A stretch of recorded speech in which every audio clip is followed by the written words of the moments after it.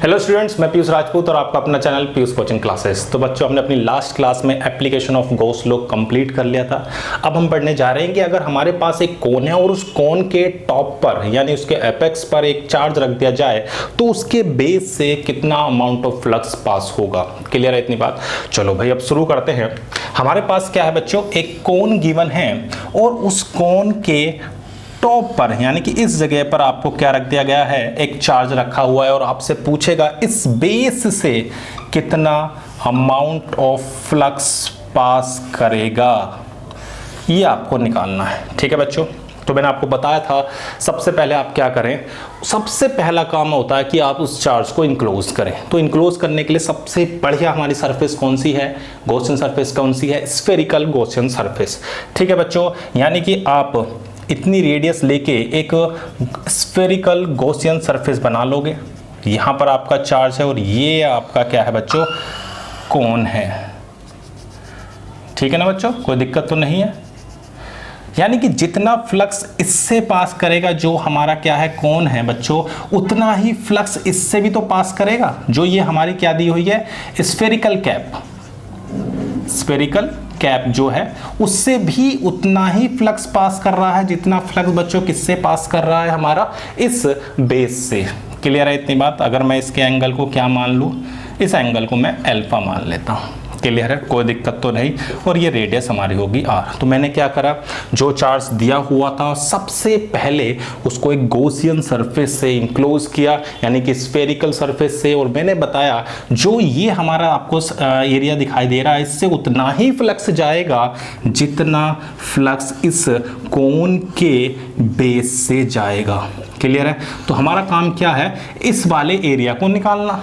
अगर मेरा ये एरिया निकल जाए तो सिंपल सी बात है, फिर फ्लक्स भी निकल जाएगा। तो सबसे पहले मैं कैलकुलेट करूंगा इस एरिया को, कोई दिक्कत तो नहीं है। चलो भाई, तो सबसे पहले हमारा काम है इस एरिया को कैलकुलेट करना, जो ये हमारी स्फेरिकल कैप है। कोई दिक्कत तो नहीं। ये एंगल हमें दिया हुआ है, कितना है, थीटा। ठीक है, और ये हमारी रेडियस है। अब देखो, मैंने आपको बताया था जब भी कोई स्फेरिकल सरफेस होती है तो हम उस पर जो एलिमेंटल स्ट्रिप कट करते हैं वो हमारी क्या होती थी, रिंग। तो ठीक है भाई, एक रिंग हम यहां से कट कर लेते हैं। ये जो आपकी विड्थ दी हुई है ये हम निकाल लेंगे। ये एंगल मैंने कितना मान लिया, इस एंगल को मैं मान लेता हूं डी अल्फा और ये एंगल है अल्फा। यानी कि मैंने ये आपकी एक एलिमेंटल स्ट्रिप ले ली। ठीक है, जिसकी रेडियस क्या है, स्मॉल आर। समझ में आ गया मैं करना क्या चाह रहा हूँ? मैं बताना चाह रहा हूँ या करना चाह रहा हूँ, सबसे पहले इस एरिया को निकालना। अगर ये एरिया निकल गया तो फिर हम आसानी से क्या निकाल सकते हैं, फ्लक्स निकाल सकते हैं। तो ठीक है भाई, उस एरिया को निकालते हैं। तो मैंने क्या करा, अल्फा एंगल पे जाके अपनी क्या ली, एक एलिमेंटल स्ट्रिप ली है, जो क्या है, एलिमेंटल हमारी रिंग है। ओके, इसका एरिया क्या होगा, इसका एरिया तो सर्कमफेरेंस इनटू विड्थ। और ये विड्थ कितनी होती है, आपने पढ़ा था, angle is equal to arc upon radius. सही है, तो आर्क हो गई एंगल, एंगल कितना है, डी अल्फा, रेडियस कितनी है, आर। तो ये जो इसकी विड्थ आपको नजर आ रही है ये क्या होगी, आर डी अल्फा। क्लियर है? तो इसका एरिया, ठीक है बच्चों, पहले मैं एरिया निकाल देता हूं। एरिया हमारा क्या होता है, तो एरिया होगा सर्कमफेरेंस यानी 2 pi r into r d alpha, 2 pi r into r d alpha. अब स्मॉल आर भी वेरिएबल है तो हम पहले से हटाएं। तो देखो यहां से ध्यान से, इस ट्रायंगल में अगर ध्यान से देखोगे तो हमारा परपेंडिकुलर अपॉन हाइपोटेनियस क्या होता है, साइन। परपेंडिकुलर अपॉन हाइपोटेनियस क्या हो गया, साइन। क्लियर है? तो small r is equal to आ गया कैपिटल आर साइन अल्फा। कोई दिक्कत तो नहीं, रखें। चलो भाई, तो क्या हो जाएगा, 2 pi r sine alpha r d alpha, यानी कि 2 pi r square sine alpha d alpha. Clear है? यानी कि हम क्या करना चाह रहे हैं, इस वाले पोर्शन का एरिया निकालना चाह रहे हैं स्फेरिकल का। मैंने क्या करा, एक एलिमेंटल स्ट्रिप ले ली, उस स्ट्रिप की मैंने एरिया निकाला। एरिया के लिए हमारी सर्क्यूमफेरेंस जो है वो 2 पाई आर होगी और जो हमारे पास उसकी जो विड्थ है वो हो गई आर डी अल्फा। फिर स्मॉल आर भी वेरिएबल था तो मैंने उसको क्या करा, आर और अल्फा की फॉर्म में लिख लिया। अब इसको मैं इंटीग्रेट कर देता हूँ तो हमारा एरिया आ जाएगा 2 pi r square sine alpha d alpha. कहाँ से कहाँ तक जाएंगे? जब बिल्कुल यहाँ पर होगा तो 0 डिग्री, और जब मैं यहाँ पर पहुँचूंगा तो कितना? थीटा।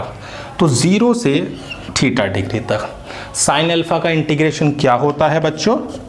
तो माइनस के कोस अल्फा 0 से थीटा, तो 2 पाई आर स्क्वायर माइनस के cos theta minus minus cos 0।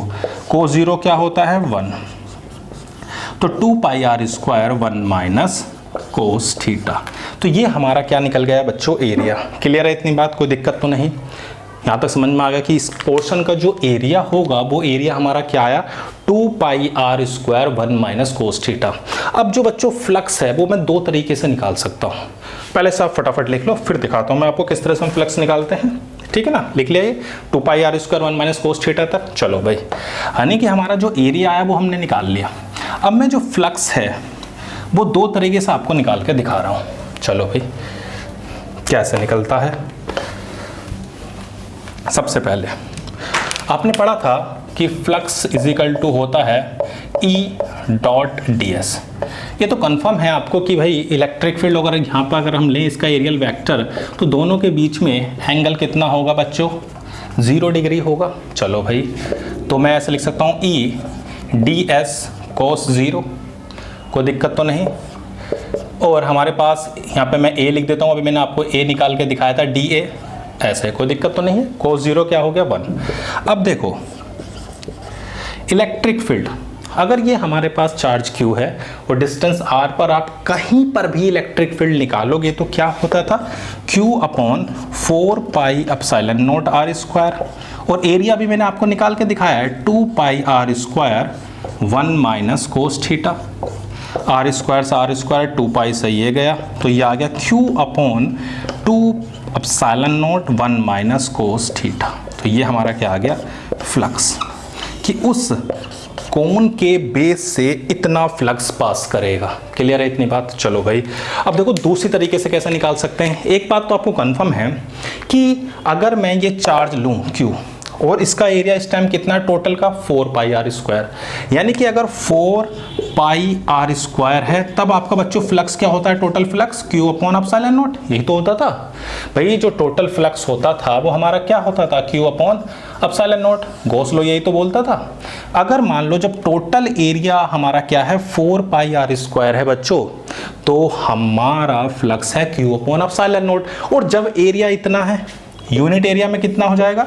Q upon epsilon naught 4 pi r square, और जब कितना एरिया है जो अभी मैंने निकाला था 2 pi r square 1 minus cos theta. इसमें अगर मैं निकालूंगा तो आप ऐसे भी निकाल सकते हैं कि जब एरिया 4 पाई आर स्क्वायर है तब हमारा कितना फ्लक्स है, और जब हमारा इससे ये कैंसिल हो जाएगा 2 बार, तो हमारा क्या आ जाएगा?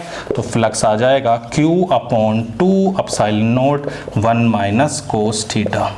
तो ये बच्चों आप याद रखोगे कि आपका जो फ्लक्स आया है वो कितना हो गया?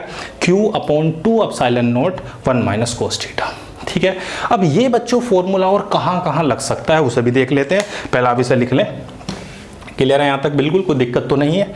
चलो भाई, अब देखो बच्चों ये फॉर्मूला कहाँ कहाँ और लग सकता है।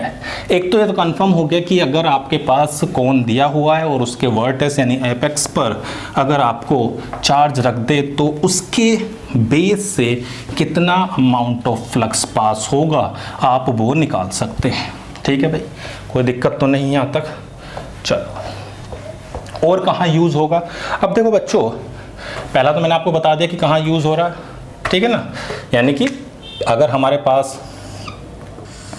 ये कोन है, ठीक है, इसका एंगल कितना है? थीटा है, और यहाँ पर चार्ज रखा है, तो इससे जो फ्लक्स है वो Q upon 2 epsilon not 1 minus cos theta.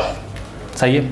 अब अगर आपके पास कोई डिस्क दी हुई है, क्या है ये? आपके पास डिस्क है और इसके सेंटर से किसी डिस्टेंस पर कोई चार्ज रखा है और आपसे पूछे कि इससे कितना अमाउंट ऑफ फ्लक्स होगा, तब भी आप यही फॉर्मूला लगा सकते हैं। क्लियर है इतनी बात? या कोई आपको स्फेरिकल कैप दी हुई है तो भी उससे यही फॉर्मूला लगा सकते हो। ये क्या दी हुई है? Spherical cap. कभी कभी क्या होता है बच्चों, इस फॉर्मूले में थोड़ा सा चेंज कर देता है, क्या कि आपको मैथमेटिक्स में इसका एक फॉर्मूला और होता है कोस का। कोस को कहीं कहीं पर ये लिख देते हैं आप, कोस टू थीटा के आपने फॉर्मूले पढ़े होंगे, 2 कोस स्क्वायर थीटा -1, या कोस टू थीटा का एक फॉर्मूला और देखा होगा 1 - 2 साइन स्क्वायर थीटा। तो अगर मैं इस वाले फॉर्मूले को लगाऊं, यानी कि जो एंगल है उसका आधा एंगल हो रहा है, तो 1 - 2 साइन स्क्वायर थीटा बाई 2, तो 1 से 1 कैंसिल हो जाएगा, तो क्या बचेगा, Q/2 epsilon naught 2 sine square theta by 2, 2 से 2 कैंसिल, तो Q/एप्सिलॉन naught sine square theta by 2। ये भी आपको मिल सकता है ऑप्शन में, तो इसे सोचना कि ये गलत है। तो हमने क्या करा, कोस थीटा का फॉर्मूला लगा दे 1 - 2 साइन स्क्वायर थीटा बाई 2, और उससे हमारा एक फॉर्मूला और दिखाई दे गया इसी की दूसरी फॉर्म में। क्लियर है इतनी बात। अब देखो बच्चों, और क्वेश्चन कैसे दिए जा सकते हैं, आपको ध्यान में रखना पड़ेगा कि चाहे वो आपके डिस्क हो, चाहे आपके स्फेरिकल कैप हो, या फिर आपका क्या हो, किसी भी कोन का बेस हो, उन सभी से जो अमाउंट ऑफ फ्लक्स पास करेगा वो इतना करेगा। क्लियर है इतनी बात, कोई दिक्कत तो नहीं। अब देखो बच्चों, क्वेश्चन कैसे हो सकता है। फर्स्ट क्वेश्चन लेते हैं कि आपके पास एक कोन दे दिया, ठीक है ना, और आपसे कहा गया है इस कोन की हाइट आपको दे रखी है, मान लो 12 सेंटीमीटर, और इसकी रेडियस जो है बच्चों वो 5 सेंटीमीटर है। क्लियर है। और यहाँ पर एक चार्ज रखा हुआ है Q, और आपसे पूछा है कितना अमाउंट ऑफ फ्लक्स होगा। ठीक है भाई, फॉर्मूला लगाते हैं, phi = Q/2 epsilon not 1 - cos theta. ये एंगल है थीटा, ये 12 बाई ये 5 है तो 13 होगी पाइथागोरस से। ठीक है भाई, आपको पता है कोस थीटा कितना होता है, बिल्कुल बेस अपॉन हाइपोटेनियस। भाई कोस थीटा की वैल्यू हमने यहाँ से निकाल दी, बेस अपॉन हाइपोटेनियस यानी 12/13।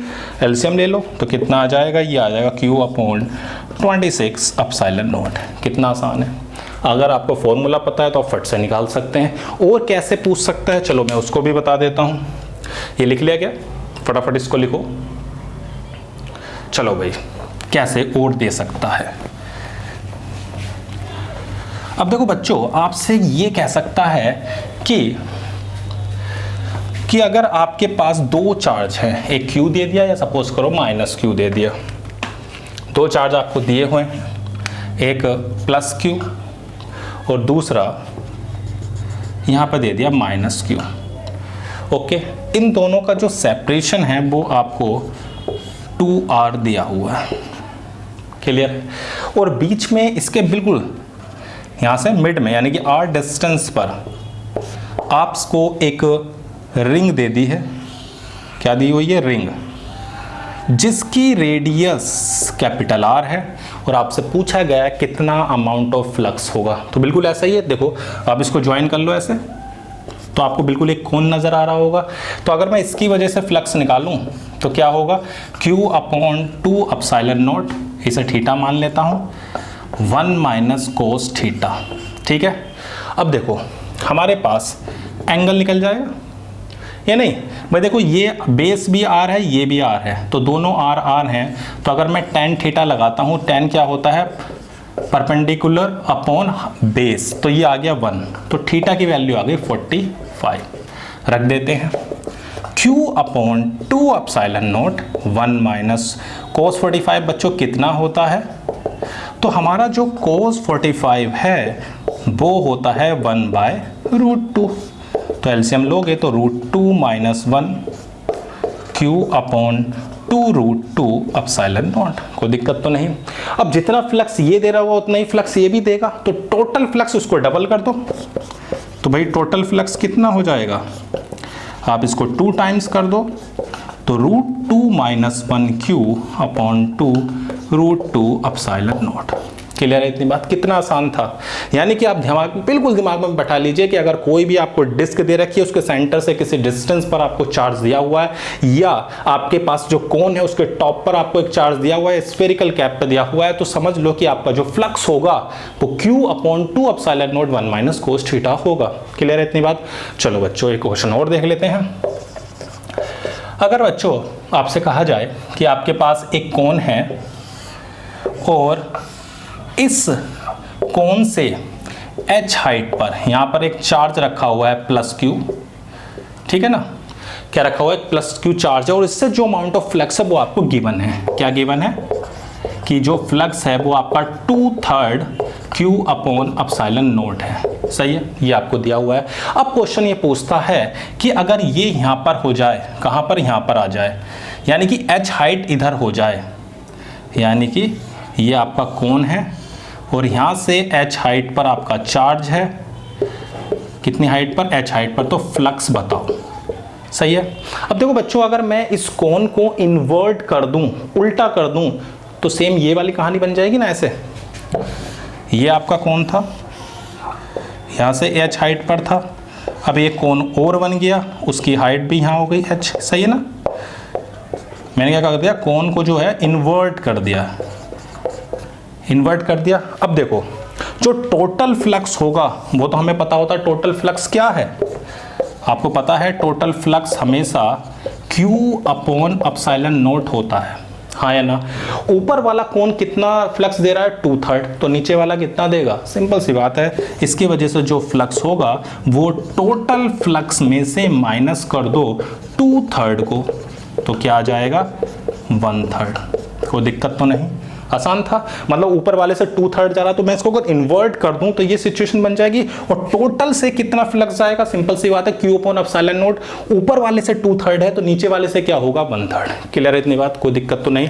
तो बच्चों आपको याद रहेगा कि अगर हमारे पास क्या है, कोई भी कोण दिया हुआ है और उस कोण के टॉप पर अगर कोई चार्ज रखा हुआ है, Q चार्ज, और उसके बेस से आपसे फ्लक्स पूछे तो वो कितना होगा, तो वो होगा Q upon 2 epsilon not 1 minus cos theta. Clear है इतनी बात, कोई दिक्कत तो नहीं। या कोई आपको डिस्क दी हुई है या आपको स्फेरिकल कैप दिया हुआ है, सभी से होने वाला, पास होने वाला flux Q upon 2 epsilon not 1 minus cos theta होगा। क्लियर है इतनी बात, ठीक है बच्चों।